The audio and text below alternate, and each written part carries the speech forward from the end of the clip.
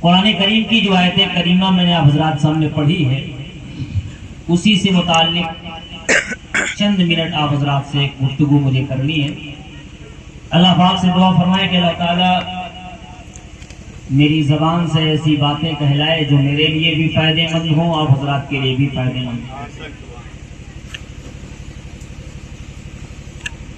سب سے پہلی بات تو یہ ہے، اللہ تعالیٰ نے ہم سب کو مسلمان بنایا ہی اللہ تعالیٰ کا شکر، اس کا احسان ہے۔ آج کے اس جلسے کا جو مولانا ندیم صاحب نے عنوان رکھا تھا، اس میں ایک جز تھا اصلاح معاشرہ۔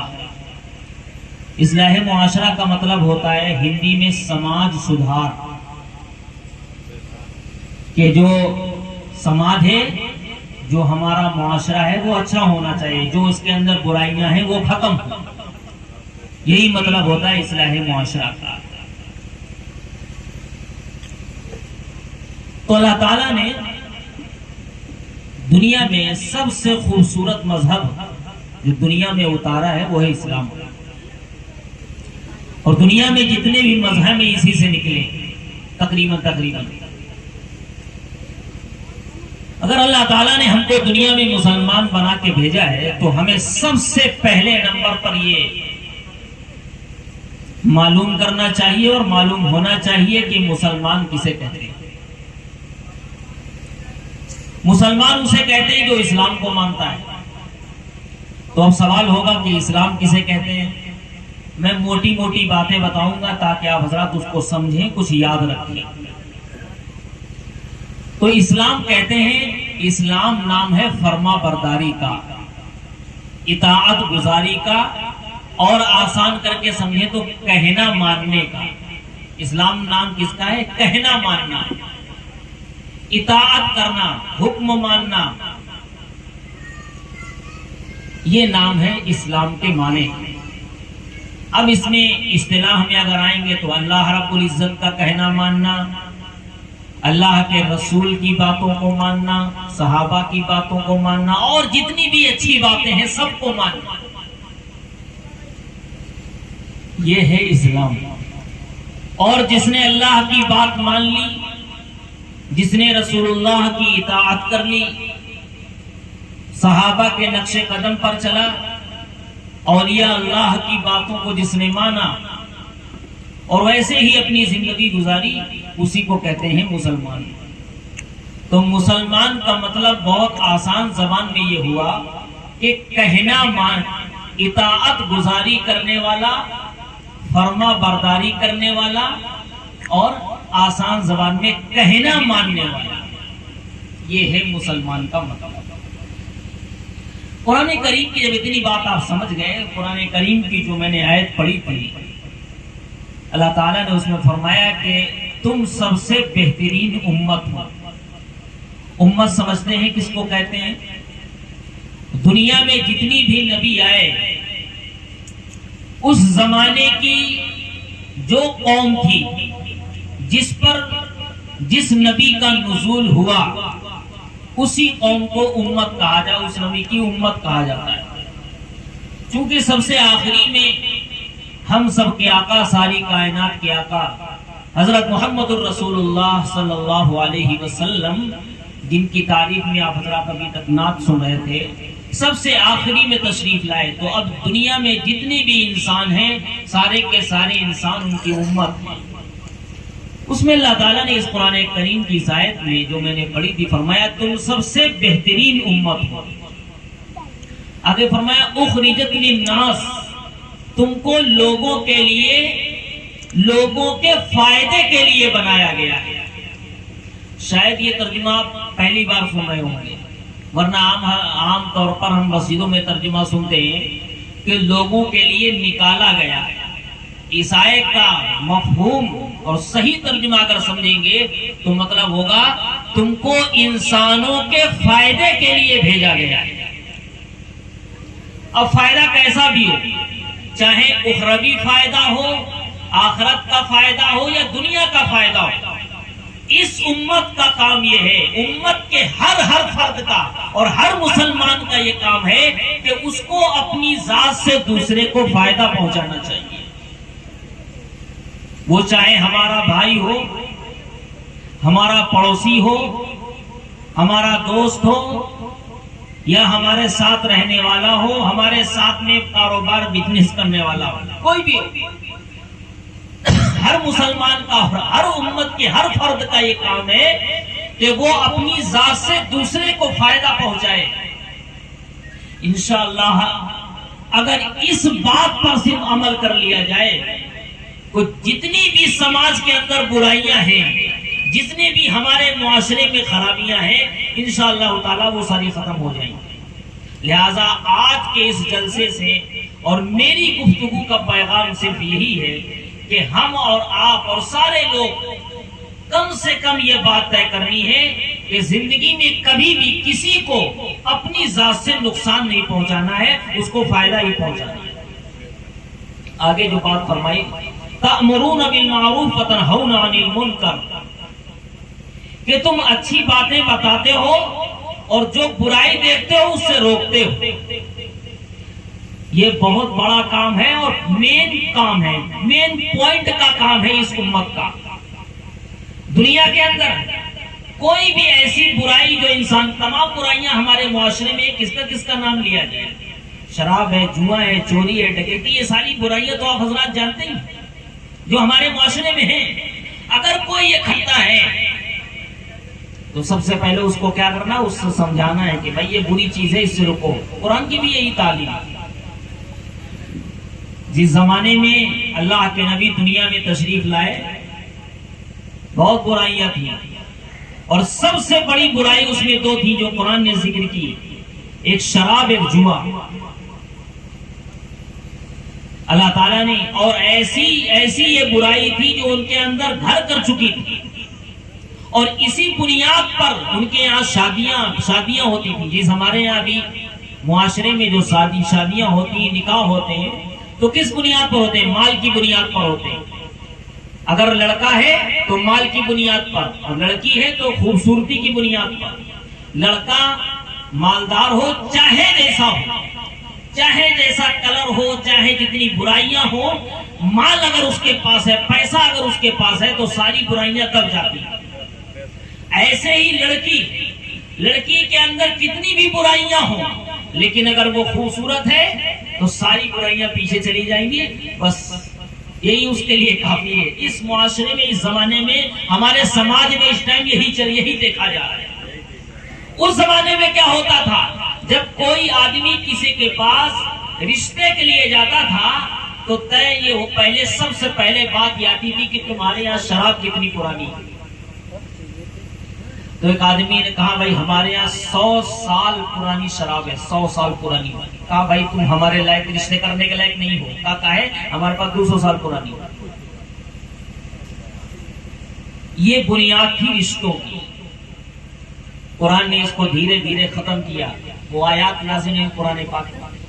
اللہ نے جوئے کے بارے میں، جہاں قرآن کے شراب کے بارے میں آیت نازل فرمائی، جوئے کے بارے میں نازل فرمائی، ان برائیوں کو ختم کیا۔ آج ہمارے معاشرے اور سماج میں سب سے بڑی برائیاں یہ پھر عام ہو گئی ہیں۔ ہم کو اور آپ کو چاہیے کہ ان برائیوں سے لوگوں کو روکیں۔ تو یہ تو اخروی برائی، دنیاوی اعتبار سے بھی خرابیاں ان کے اندر ہیں، اور آخرت کے اعتبار سے۔ ایسے ہی اگر کوئی آپ سے مشورہ مانگتا ہے، کوئی دنیاوی اعتبار سے، کیا وہی فرمایا کہ ہر ایک کو اپنی ذات سے فائدہ پہنچانا ہے۔ آج معاشرے میں برائیاں، دلوں کے اندر جو نفرتیں، یہ کیوں ہیں؟ اصل میں ہم دوسرے سے فائدہ اٹھانا چاہتے ہیں، فائدہ کسی کو پہنچانا نہیں چاہتے۔ اور وہی جو اللہ کے نبی کی، اللہ رب العزت کی جو تعلیم سے، اسی سے ہٹے۔ کس لیے بھیجا گیا تھا ہم کو؟ دوسروں کو فائدہ پہنچانے کے لیے، اور ہم نے کیا کیا؟ دوسرے سے فائدہ اٹھایا، اور جیسے اپنا کام ہوا چھوڑ دیا۔ تو سماج میں کہاں سے، دلوں میں محبتیں کہاں سے پیدا ہوں گی؟ سماج میں اچھائیاں کہاں سے پیدا ہوں گی؟ معاشرہ کہاں سے اچھا ہوگا؟ تو دنیاوی اعتبار سے بھی اگر کوئی آپ سے اچھا مشورہ مانگتا ہے، اچھی رائے لیتا ہے کسی چیز کے بارے میں، آپ کا فرض یہ ہے کہ اس کو اچھی رائے دیجیے، اچھی بات بتائیے، اس کے جو فائدے کی بات ہو وہ بتائیے۔ ہوتا کیا ہے کہ اگر کوئی آدمی ہم سے مشورہ لینے آئے تو ہم اس کو غلط مشورہ دیتے ہیں، کہیں ایسا نہ ہو ہمارے برابر ہو جائے۔ یا ہم سے برابر نہیں، ہم سے آگے نہ بڑھ جائے کہیں، اس لیے اس کو ایسی بات بتاؤ تاکہ یہ ڈھکن ہو جائے. کہتے نہیں کہتے، ایسی بات بتاتے ہیں، ایسا مشورہ اس کو دیتے ہیں. تو یہ قرآن کی تعلیم نہیں ہے، اسلام کی تعلیم نہیں ہے. یہ اسلام کی تعلیم یہ ہے کہ اگر کوئی آپ سے اچھی بات، کوئی بات کے بارے میں مشورہ کرنے آئے، تم سے رائے لینے کے لیے، اگر تمہارے پاس وہ آیا ہے تو کچھ سوچ کے تو آیا ہے، کسی اور کے پاس بھی جا سکتا تھا. وہ دل میں یہی امید لے کے آیا ہوگا کہ اگر ہم فلاں آدمی سے، اپنے بھائی سے اگر کوئی بات پوچھیں گے، مشورہ کریں گے تو ہمیں اچھی بات بتائے گا، اچھا مشورہ دے گا، اس لیے تو وہ آپ کے پاس آیا.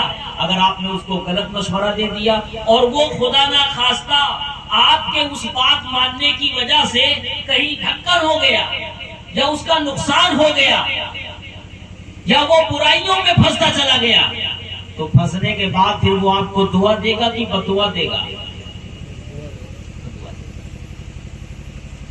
تو آج کے اس جلسے کا اور میری گفتگو کا پیغام صرف یہی ہے کہ قرآن کی اس آیت پر جو اللہ نے نازل فرمائی، کنتم خیر امت اخرجت للناس، کہ تم بہترین امت ہو، تم کو لوگوں کے فائدے کے لیے دنیا میں بھیجا گیا ہے. لہذا ہمارا اور آپ کا سب کا یہ فریضہ ہونا چاہیے، یہ سوچ ہونی چاہیے ہماری کہ ہم سب کو اپنی ذات سے، ہمارا پڑوسی کوئی بھی ہو، اسلام کی یہ خوبصورتی، اسلام کہتا ہے کہ تمہارا پڑوسی کسی بھی ذات، کسی بھی برادری سے تعلق رکھتا ہو، اور پڑوس اللہ کے نبی نے فرمایا 40 گھر تک ہوتا ہے. 40 گھر دائیں طرف، 40 گھر بائیں طرف، 40 آگے، 40 پیچھے، 4 چوکو 16، 160 گھروں کا پڑوس ہوتا ہے. ہم کو اور آپ کو چاہیے کہ اپنے پڑوسی کے ساتھ اچھا برتاؤ کریں. ہم تو مہینوں مہینوں، سالوں سال ہو جاتے ہیں اپنے پڑوسیوں کی خبر ہی نہیں لیتے کس حال میں. اللہ کے نبی کی تعلیم یہ ہے کہ اپنے گھر میں اچھا کھانا پکاؤ تو اس میں تھوڑا اضافہ کر دو، اور اپنی ضرورت کا لو، اور اپنے پڑوسی کو بھی اس میں، اپنے پڑوسی کا بھی حصہ لگاؤ. یہ اسلام کی خوبصورتی ہے. کیونکہ یہ ساری چیزیں جو خوبصورتی اسلام کی تھی، اچھی اچھی باتیں تھی، یہ ساری ہم نے چھوڑ دی. اسی وجہ سے آج دنیا کے اندر سب سے بدنام قوم ہم ہو گئے، اسی وجہ سے. کیونکہ جو تعلیم اللہ کے نبی نے، اللہ تعالیٰ نے ہمیں دی تھی، اس تعلیم سے ہم ہٹ چکے. تو آج سے تہیہ کیجئے، یہ عہد کیجئے اس جلسے سے اور اس مجلس سے، اس محفل سے، اللہ اور اس کے رسول کی ذکر کی محفل سے، کہ ہم کو اپنی ذات سے دوسرے کو فائدہ پہنچانا ہے، کسی کو نقصان نہیں پہنچانا انشاءاللہ تعالی. آئیے نعت پاک کے لیے حکم ہوا تھا، اس لیے ایک مطلع، ایک شعر حاضر کرتا ہوں، سماعت فرما دیں. ٹھیک ہے نا؟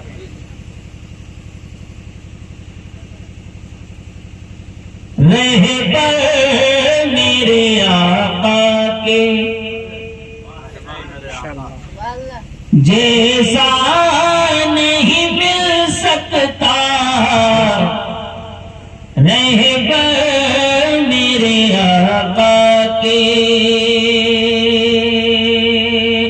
جیسا نہیں مل سکتا، رہبر میرے آقا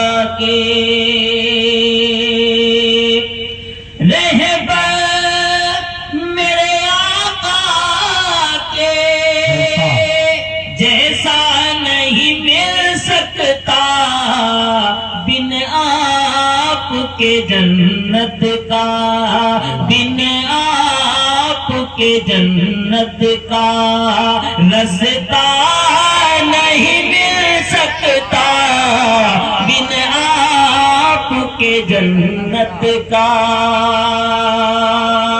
رستہ نہیں مل سکتا، رہبر میرے آقا کے.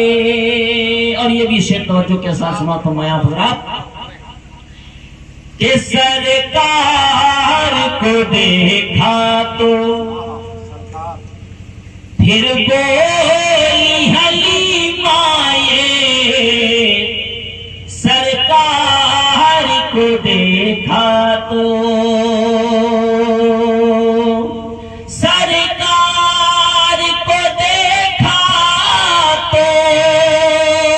پھر بولی حلیمہ یہ،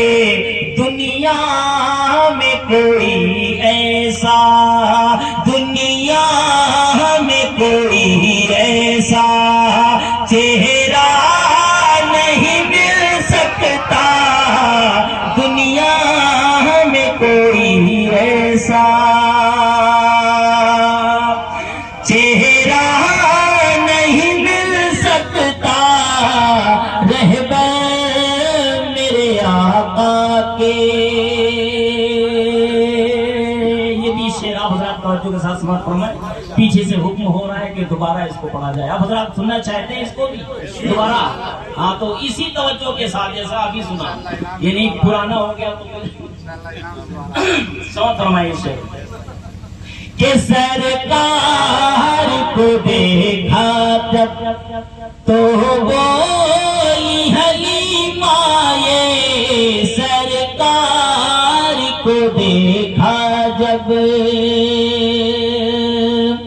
سرکار کو دیکھا جب تو بولی حلیمہ یہ دنیا میں کوئی ایسا، دنیا میں کوئی ایسا چہرہ نہیں مل سکتا، دنیا میں کوئی ایسا.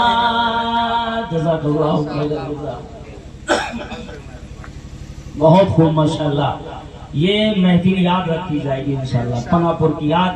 میں بھی پہلی بار آپ کے اس دیار میں حاضر ہوا ہوں، اور ہمارے اسرافیل بھائی بھی اور قاری شرافت صاحب بھی سب پہلی بار آپ کے اس گاؤں میں حاضر ہوئے. انشاءاللہ دوبارہ آپ حضرات جب بھی بلائیں گے ہم لوگ حاضر ہو جائیں گے انشاءاللہ. درود پاک پڑھیں. اللہم صلی علی سیدنا مولانا محمد وعلی آل سیدنا مولانا محمد.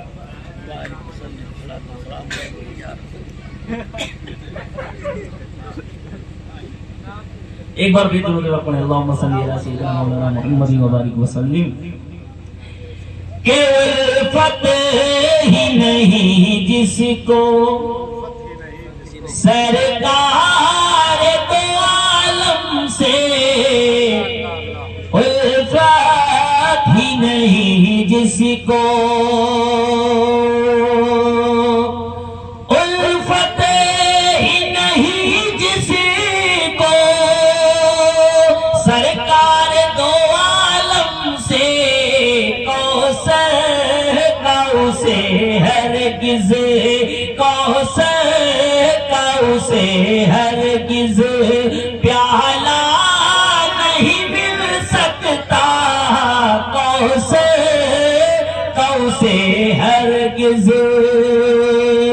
پیالہ نہیں مل سکتا، بن آپ کے جنت کا